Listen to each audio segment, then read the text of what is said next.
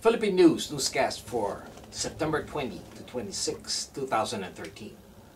Good day to everyone. Magandang araw po sa inyong lahat and welcome to the website of Philippine News. These are our stories for the day.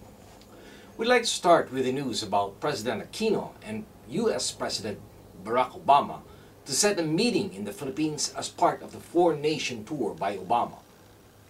U.S. President Barack Obama's visit to the Philippines next month will help expand security ties with its longtime Asian ally, the Philippine government said. The White House announced September 13 that Obama will make a four-nation Asian tour to Indonesia, Brunei, Malaysia, and the Philippines from October 6 to October 12. President Obama will meet President Aquino to discuss ways to further strengthen the enduring Philippine-U.S. alliance, including the expansion of our security, economic, and people-to-people ties. The visit comes amid talk between the two allies on expanding American military presence in the Philippines, at a time when Manila seeks to counter what it perceives as a growing threat from China. The proposed deal would allow more U.S. troops, aircrafts, and ships to temporarily pass through the Philippines, as Washington refocused its attention on Asia. The United States had closed down large bases in the Philippines, a former U.S. colony, amid anti-American sentiments, but the Philippines now faces territorial disputes at sea with China and has asked for U.S. assistance to better monitor coastal waters. The U.S., meanwhile, is seeking to bolster its ties across Southeast Asia, partly to counter China's growing military power. Obama's visit to the Philippines will fall on October 11 to 12. Next in line is the news about the Philippine military warning to MNLF holdout: surrender and save lives. This news report by Teodoro Alibe.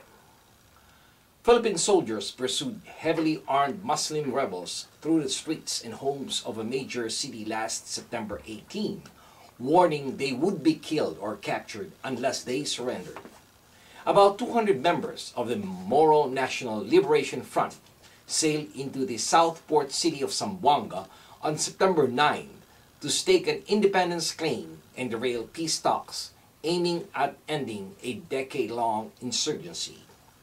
86 MNLF gunmen, as well as 14 security forces and 4 civilians have died in the ensuing conflict, which has seen street battles in neighborhoods occupied by the rebels, as well as military helicopter rocket attacks.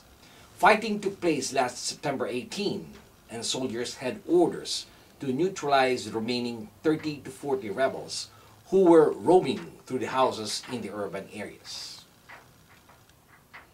This time, we tackle the news about the plunder raps versus 3 senators and the police. This news report by Sheila Manalak. Senate Minority Leader Juan Ponce Enrile, Senator Ramon Bong Revilla, and Senator Jose Jingo Estrada, 2 former House representatives, joined the alleged 10 billion peso pork barrel scam mastermind Jeanette Lim Napoles and 34 others in facing charges last September 16 of plunder and violation of the Anti-Graft and Corruption Practices Act, formally filed by the Department of Justice through the National Bureau of Investigation.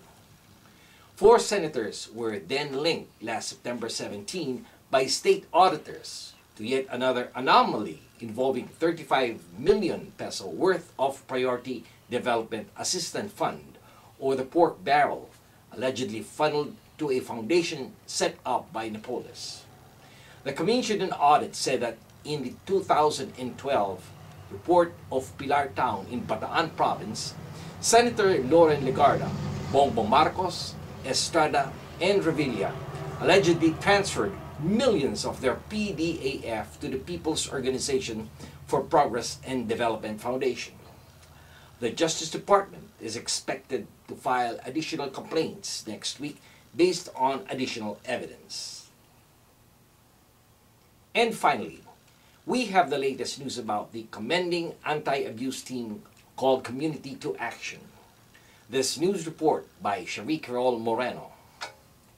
When Filipino Americans discuss empowerment, they think of Mona Pasquil and Lenny Marin, whose names are synonymous to the movement to elevate the status of Filipinos in this country. That empowerment, they believe, begins at home. Now, California Governor Jerry Brown's appointment secretary, Pasquil and Marin, Futures Without Violence Senior Vice President, will emphasize that philosophy when they keynote an intimate gathering of educators, advocates, and allies working together to promote health and safety in relationships, homes, and beyond. They will join Consul General Marciano Painor Jr. and State Senator Mark Leno in reinforcing the significance of community education. And this has been your weekly news in review. This news has been brought to you by your premier Filipino-American newspaper right here in the United States, the Philippine News. On behalf of the management and staff of the Philippine News, this is David Rodriguez signing off and thanking everyone for watching. Maraming salamat po. Have a wonderful weekend. Mabuhay po sa inyong lahat.